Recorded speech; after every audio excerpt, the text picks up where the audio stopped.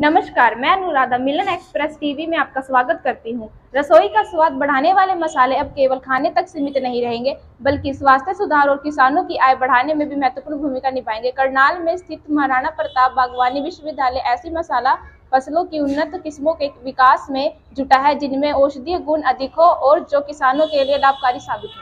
विश्वविद्यालय का यह शोध हरियाणा में फसल विविधीकरण को नई दिशा देने की तैयारी कर रहा है। विश्वविद्यालय में बीजीय मसालों पर चल रहा है शोध केवल उत्पादन बढ़ाने तक सीमित नहीं है। वैज्ञानिक ऐसी किस्में विकसित कर रहे हैं जिनमें स्वास्थ्यवर्धक तत्वों की मात्रा अधिक हो। बीज मसाले मैं ये कहूँगा कि ये हाई वैल्यू क्रॉप्स के अंतर्गत आते हैं। और जैसा कि आप जानते हैं कि हमारा हरियाणा सरकार, भारत सरकार सबकी प्रतिबद्धता है कि हमारे किसान की आमदनी करें। तो बागवानी फसलों में जब भी हम बात करते हैं तो अधिक मूल्यवान फसलों को हमें प्रोत्साहित करने की जरूरत है, जिससे कि किसान उनको अपनाए और अपना ज़्यादा फायदा उनसे ले सके। क्योंकि मसाले एक ऐसे मैं ये कहूँगा कमोडिटी है कृषि की, जिसकी हर जगह की मांग है। हर घर में जो है मसाले यूज होते हैं और हम पूरे विश्व में सबसे अधिक उत्पादक देश हैं। और उत्पादन भी ज़्यादा होता है, हम कंज्यूम भी सबसे ज़्यादा करते हैं और विदेशों में एक्सपोर्ट भी।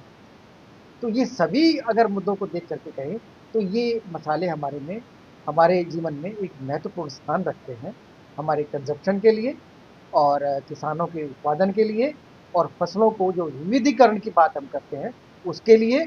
और इसमें बहुत सारे ऐसे मसाले हैं जिनको हम ये कहते हैं कि वो एरिड लैंड जो है स्पाइसेस हैं, मसाले हैं, शुष्क क्षेत्र के मसाले हैं जो कम इनपुट मांगते हैं और कम इनपुट में अधिक मूल्यवान उत्पादन करते हैं। तो इससे विविधीकरण बहुत जरूरी है, क्योंकि आप देख रहे हैं कि हमारा हरियाणा का क्षेत्र जहाँ गेहूं और चावल की खेती ज़्यादा होती है और गेहूं चावल पानी ज़्यादा मांगते हैं। ये हमारी जितने भी अर्ध शुष्क क्षेत्र वाली फसलें कम पानी मांगते हैं, कम खाद मांगते हैं और वातावरण के विपरीत प्रभाव को भी सहन करते हैं, इसलिए इसका प्रोत्साहित करें। जी, पहले तो आपको हमें ये जानना आवश्यक है कि जितने भी मसाले वाली फसलें हैं, चाहे हम उसको हल्दी से शुरू करते हैं, जीरा, सौंफ, मेथी, धनिया, अजवाइन, कलौंजी, फिर ये जो इसके इसके साथ साथ जो है गार्लिक भी उसी में आ जाता है। तो ये सभी जितने भी मसाले की फसलें हैं, ये मसाले तो कहलाते हैं क्योंकि हमारे खाने का एक बहुत महत्वपूर्ण हिस्सा है। दूसरा जो इसका मेन गुण आता है, ये औषधिक गुण भी सब औषधिक गुण। तो औषधिक गुण की वजह से भी इनकी वैल्यू होती है। हम ये कहेंगे कि हमारे पूर्वजों ने इन गुणों की पहचान बरसों पहले कर ली थी और उसको भोजन का हिस्सा बना दिया था, जिससे कि हमारा पाचन तंत्र, हमारा जो एक तरह से शारीरिक सिस्टम है, वो ठीक रहे, स्वस्थ रहे। हम लोग शुरू से ही उनको भोजन का अच्छा एक अंग बना लिया गया, जिससे कि हम लोग उसका जो औषधिक महत्व है, उन गुणों को हमारा शरीर प्राप्त कर सके और हम अपने आप को स्वस्थ रख सकें। और जहाँ तक बात इन किस्मों की है, अभी तक हमारे पास जो मैंने बताया, हल्दी की हम लोगों ने एक नई किस्म की पहचान की है। और वो जो नई किस्म है उसमें जो कुरकुमिन कंटेंट होता है, कुरकुमिन कंटेंट बोलते हैं, जिसकी वजह से उसका हल्दी का पीला रंग होता है और उसका औषधिक गुण भी होता है। तो ये हमने जो बनाई है किस्म, ये अधिक उत्पादन वाली किस्म है। हम अपने क्षेत्र की जलवायु में इसको ढाल चुके हैं और ये राजेंद्र सोनिया के नाम से ये किस्म है, इसको उपयुक्त पाया गया हमारे यहाँ पर, हम इसको प्रोत्साहित कर रहे हैं। और दूसरी जो बात करते हैं, सौंफ। सौंफ एक ऐसी फसल है जिसको हम ये कहते हैं कि जहाँ सोडिसिटी भी है, क्योंकि हमारे यहाँ की करनाल क्षेत्र की और हरियाणा की बहुत सारी जगह पर आप देखोगे कि सैलिनिटी और सोडिसिटी, मतलब ये है कि रेही की समस्या है। तो साल्ट की समस्या है, उस साल्ट को भी टॉलरेट करती है काफ़ी हद तक। और इसमें जो गुण पाए जाते हैं वो एंटी स्पास्मेटिक प्रकृति की। इसीलिए आपने देखा होगा कि सौंफ को हम लोग खाने के तुरंत पश्चात उसको सर्व किया जाता है, जो हरी सौंफ होती है, जिससे कि हमारा पेट ठीक रहे और पेट के जो है रोग ना लगे और हमारा, मैं ये कहूँगा कि जो हमारे सिस्टम को जो है वो दुरुस्त रखे। तो इसलिए जो है सौंफ को जो है प्रोत्साहित किया जाता है। सौंफ भी अधिक मूल्यवान फसलों में आती है, ये भी एक तरह से मसाला है और इस मसाले को जो है हम प्रमोट कर रहे हैं। और हम लोगों ने एक नई किस्म भी बनाई है, MHU फेनल 1 के नाम से। ये अधिक उत्पादन देती है हमारे क्षेत्र में और इसको हम लोग किसानों को प्रोत्साहित कर रहे हैं कि किसान इसको आगामी समय में लगाएं। इसकी अधिकतर जो खेती है वो सर्दी के मौसम में होती है। और जो दूसरी फसल आती है मेथी, और मेथी के गुणों से कौन नहीं परिचित है, सभी परिचित है कि जहाँ भी शुगर हो या कुछ हो किसी व्यक्ति को, तो ये शुगर को कम करती है, उसको जो है काफ़ी हद तक जो है हम ये कहेंगे एक प्रोटेक्टिव जो है उसका एक तरह का गुण है। तो जो भोजन भोजन में नियमित रूप से हम उसको शामिल करते हैं तो काफ़ी हद तक जो है डायबिटीज़ को कंट्रोल करती है। लेकिन हमने जो किस्म बनाई है उसमें ट्राइगोनोलाइन नाम का तत्व ज़्यादा है। उसी ट्राइगोनोलाइन तत्व की वजह से ही जो मैं ये कहूँगा कि जो डायबिटीज़ और इसको जो है ये कंट्रोल करने में सहायक होता है। पूर्ण रूप से तो मैं इसलिए नहीं कहूँगा क्योंकि ये अगर किसी को पहले से डायबिटीज हो सकती है तो उसको अलग ढंग से जो है हम उसको डील करते हैं। लेकिन जो स्वस्थ व्यक्ति है अपने भोजन में इसको मेथी को अगर सम्मिलित करके रखता है तो निश्चित रूप से जो है उसको डायबिटीज होने की अंदेशा नहीं रहता है। इसीलिए हम कहते हैं कि इस प्रकार के औषधि गुण इन मसालों में पाए जाते हैं। इसके साथ साथ हमने अजवाइन एक नई किस्म बनाई है। अजवाइन भी पेट के रोगों के लिए बड़ा अच्छा होता है। अजवाइन के अंदर एक एसेंशियल ऑयल पाया जाता है। सौंफ में भी एक एसेंशियल ऑयल पाया जाता है। सौंफ में जो हम लोगों ने किस्म बनाई है वो करीब करीब 1.5% इसमें वाष्पशील तेल होता है। और वो 1.5% वाष्पशील तेल ही एक तरह से मैं कहूँगा कि औषधि गुण रखता है और पेट के रोगों से हमें मुक्ति दिलाता है। बिल्कुल उसी तरह से सौंफ की बात करें, उसकी अजवाइन की बात करें तो अजवाइन में भी 3% से अधिक जो है उसके अंदर वाष्पशील तेल पाया जाता है। वो एक तरह से हमारे शरीर को औषधि गुण प्रोवाइड करता है। इसी तरह से दिल की भी हम लोगों ने एक नई किस्म बनाई है। तो इन मसालों पर जो है हमारा मैं ये कहूँगा कि फोकस है और हम हाई वैल्यू क्रॉप्स को जो है उस पर रिसर्च कर रहे हैं। उसमें मसाले हैं, औषधीय पौधे हैं, सुगंधीय पौधे हैं, इन सब फसलों पर जो जिनको हम मूल्यवान श्रेणी में डालते हैं उन पर हमारे वैज्ञानिक और हमारा विश्वविद्यालय शोध करके नई से नई किस्मों को विकास करने के लिए जो है तत्पर है, जिसमें से अधिक उत्पादन लिया जा सके और जिसमें जो गुणवत्ता है औषधिक वो गुणवत्ता अधिक से अधिक हो। उन सभी चीज़ों को ध्यान में रखते हुए हमारा जो केंद्र है उस पर कार्य कर रहा है।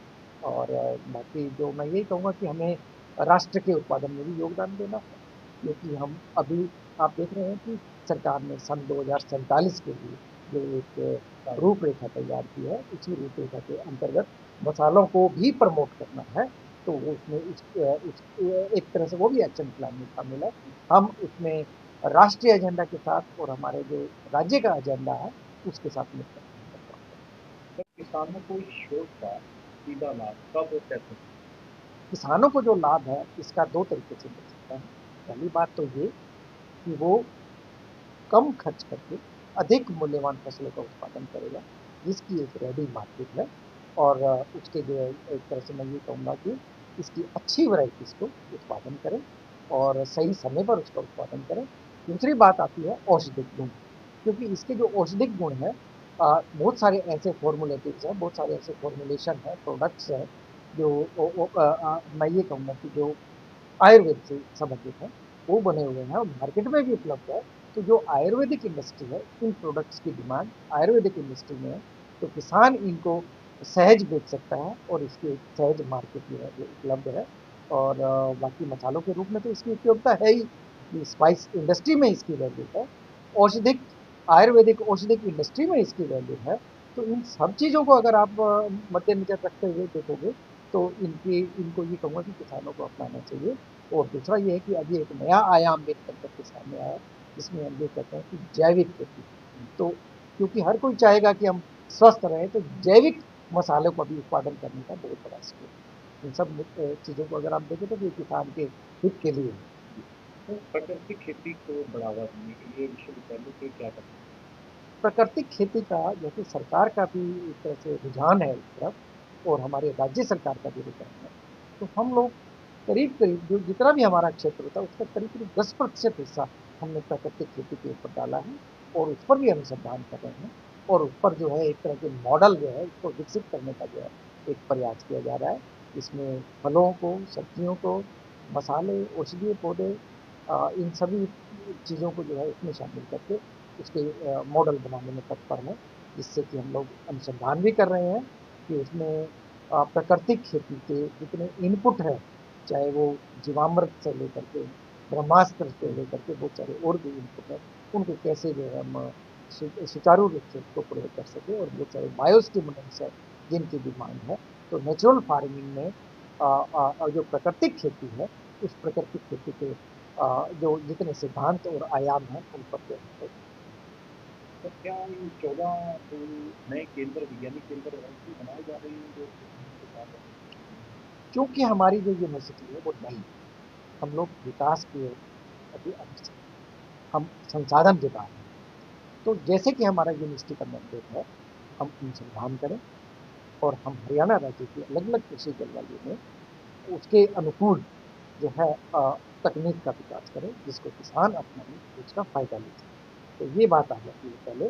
तो उस तकनीक और उसके विकास के लिए जो है, जैसे कि अभी आपने जो बात की कि हमारे 14 हॉर्टिकल्चर सेंटर है, तो मैंने कृषि जलवायु की बात की।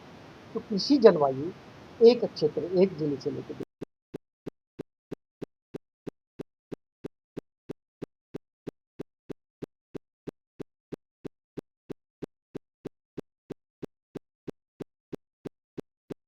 कहाँ कहाँ पर जो है परिवर्तन दिखाई दे रहा है। उन कृषि जलवायु के आधार पर जो माइक्रो पॉकेट्स हम लोगों ने आइडेंटिफाई किया, तो ये 14 हॉर्टिकल्चर सेंटर जो है सेंटर ऑफ एक्सेलेंस, जो हरियाणा बागवानी विभाग ने पहले से बनाया था, उनके अंदर ये हमारे हॉर्टिकल्चर सेंटर काम करेंगे। और वहाँ पर हम क्षेत्र विशेष और जिला विशेष की समस्याओं को ध्यान में रखते हुए रिसर्च करेंगे और किसानों से सीधा संपर्क रहे और उनको जो है मार्गदर्शन, उनको एक तरह से ट्रेनिंग जहाँ पर जरूरत है उसको ट्रेनिंग प्रोवाइड करेंगे, फ्रंट लाइन डेमोस्ट्रेशन। और इस प्रकार की जितनी डेमोस्ट्रेशन ट्रायल होंगे, जो टेक्नोलॉजी डेमोस्ट्रेशन, नई नई टेक्निक बनते हैं, वो किसानों के पर क्षेत्र पर भी जो है उसका टेस्टिंग की जाए। तो ये हमारी क्लास है।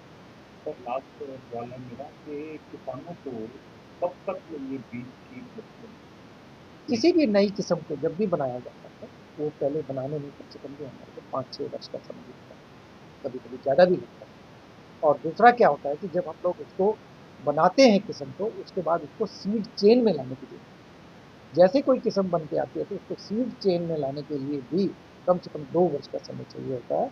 और अब हमारे पास कुछ बीज सौंफ का, मेथी का उपलब्ध है, जो हम किसानों को देने की तैयारी कर रहे हैं। और अगला जो सीजन आएगा उसमें हम लोग किसानों को भी देंगे और हम बीज को मल्टीप्लाई भी करेंगे। मल्टीप्लाई करेंगे तो अगले साल में और ज़्यादा अधिक बीज बनने लगा। कम से कम 1-1.5 साल का समय चाहिए, जिसमें मेथी और सौंफ वो तो आगे चला जाएगा, लेकिन जो हल्दी है उसमें 2 साल का समय इसलिए चाहिएगा, और भी मैं कहूँगा 2 से अधिक, क्योंकि जो हल्दी है वो एक ऐसी फसल है जो 270 पे, बाकी फसलें थोड़ा कम समय लेंगी, तो ये इसका समय काल ज़्यादा है। और इसका जो मैं ये कहूँगा कि इस पर हमें जो एक सीड चेन में इन किस्मों को लेकर के आने में अगर आप कुल मिला के चलें 1 से लेकर के 2 वर्ष का समय लगेगा।